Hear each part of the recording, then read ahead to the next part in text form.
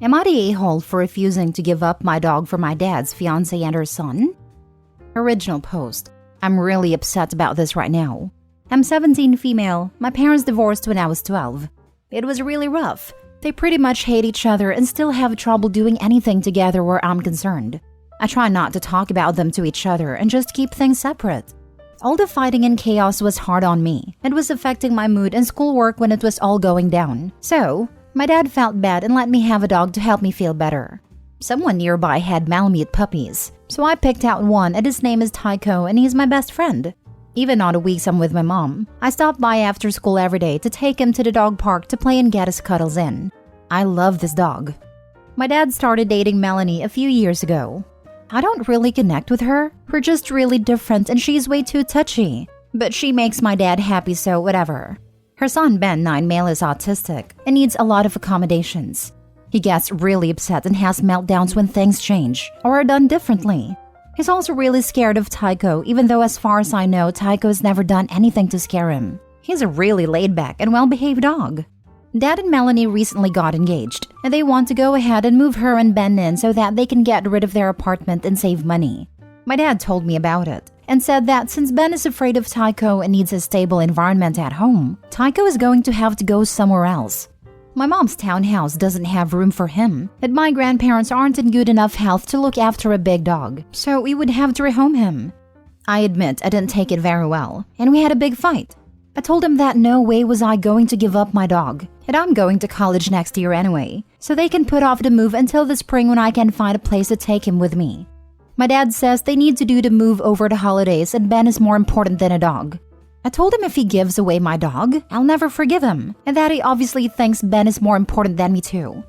My dad is mad now because I'm making this a choice between me and his fiancé basically. Melanie's having second thoughts about the engagement since I don't want to live with them. My mom is mad at my dad and they're fighting again, and I'm afraid to leave Tycho alone because he might not be there when I get back. My aunt says I'm being childish and that my dad deserves to be happy. Am I the a-hole? Now for the top comments before reading the updates. Info, why do they need to move over the holidays? Seems arbitrary. I think it's something to do with her lease or something. I don't know. Maybe also having time to move. My dad just said that it would be a lot more trouble and expensive to wait. What a lame excuse. Basically, it's just about convenience. Then saving some money and not going through the trouble of waiting is more important than allowing you to keep your dog. OMG, your dad really sucks. Info, can you stay with your grandparents? I'm going to see if they would be willing. They could probably use the help anyway. But my dad is going to throw a fit, and I don't want him to make things hard on them either. I'm going to talk to them this afternoon after school. Why would your dad throw a fit? He wants the dog to go so his new family can move in. You've said it clearly you want the dog to be with you. Surely this is a solution that fits the criteria? They've been fighting over custody stuff since the divorce and my dad is super strict about time. He won't want me to move totally out, but I'll have to if Tycho goes to my mom's or grandparents to take care of him. I guess my mom wins if that happens. Since your intention is to take him with you when you move out, is it possible to have someone you know foster him for a few months? The dog, not the crotch critter. Would your grandparents be able to manage it for a short time, or can you stay with them to help them out for a few months? I'm going to talk to my grandparents again this afternoon, I think. I'm so afraid my dad is just going to take Tycho while I'm at school. So I might just grab him and take him to my mom's for a couple of days until I can figure something out. She doesn't have a yard and the place is too small for a big dog long term. Maybe if I can move in with the grands, I can help them out with the chores, the property, and keep my dog with me. They have plenty of room. My dad won't like that though, and I'm guessing there's going to be another lawyer showdown if I do that. Now for the updates. I talked to my mom and grandparents after school. I brought Tycho to my mom's place this afternoon, and I'm going to take him to my grandparents tomorrow. I'm going to split time between them and my mom for a while, and my grandparents said that if I go to college nearby, I can live with them while I study to make sure I don't lose my dog.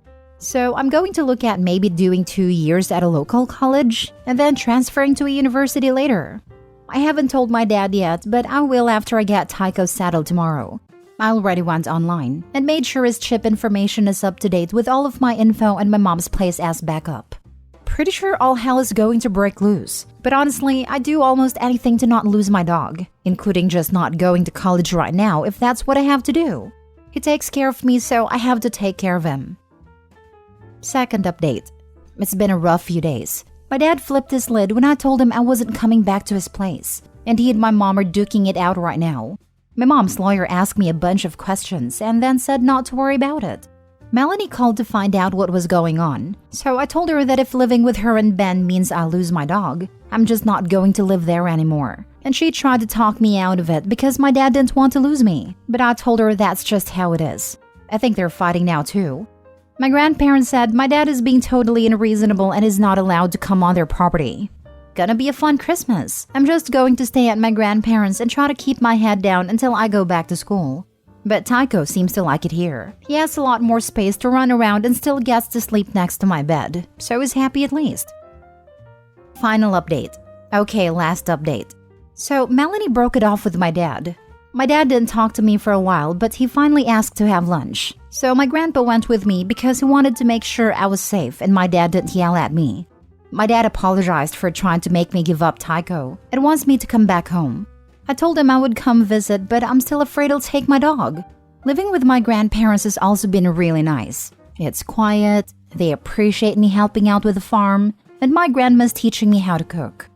He wasn't happy but said he understood, and we worked out a plan for me to visit for dinner a few days on the weeks that used to be his weeks. And I'm dropping by to see my mom most days on her weeks, but spending most of my time with my grandparents. I got a scholarship to the local branch of the state university, and it's only an hour and some away, and has the degree program I want, so I think I'm going to go there for at least the first 2 years.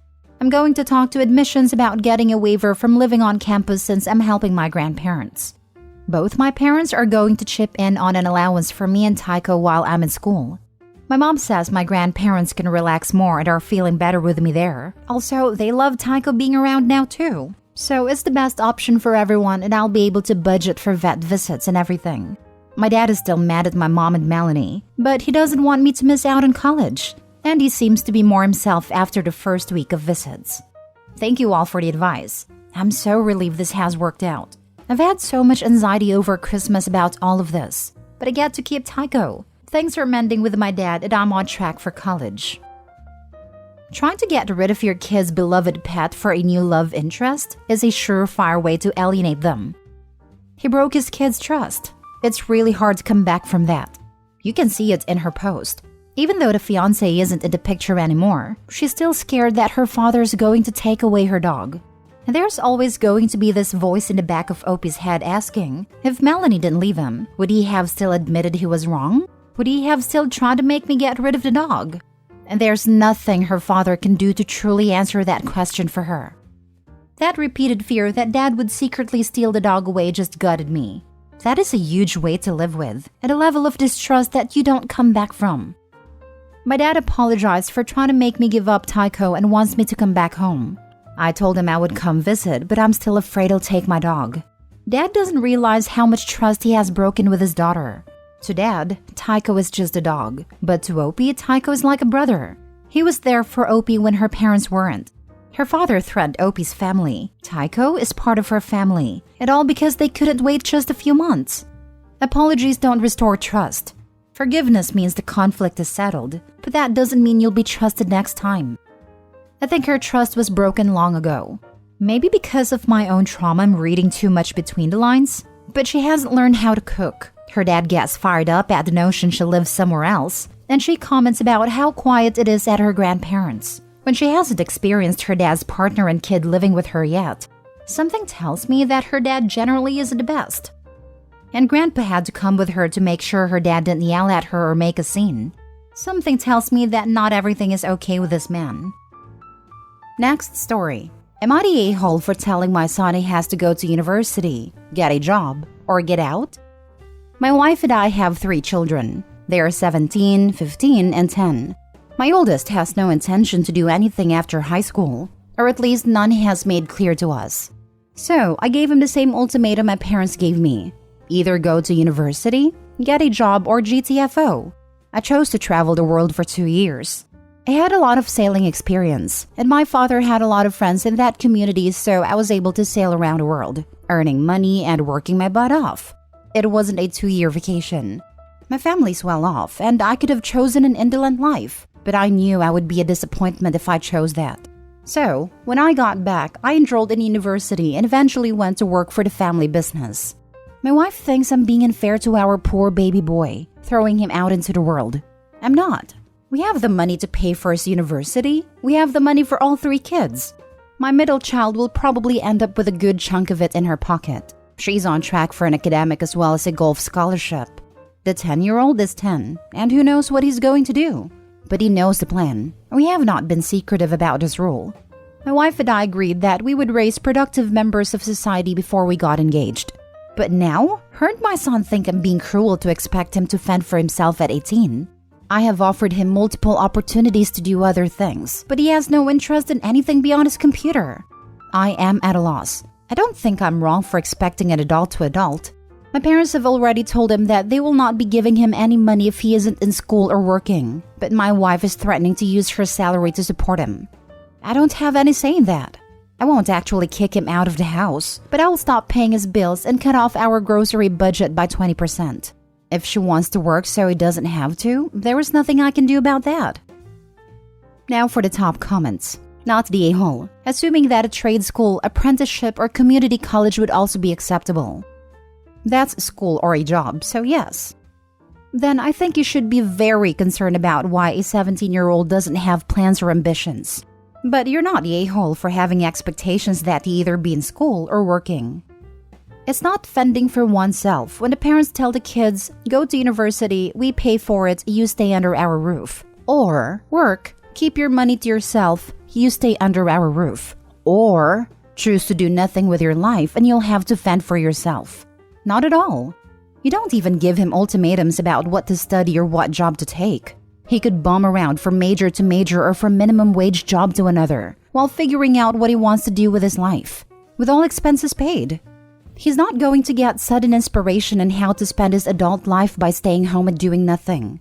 Not the a-hole for actually parenting your kid. This comment could not be said enough. I hope his wife and son are acting like he has to be a doctor or get kicked out. Like, no, just do something productive. Not the a-hole, but all your efforts will be pointless if you and your wife can't get on the same page. I think you need to talk this out further with her. Try and make her see you're helping him in the long run by making a firm boundary on this.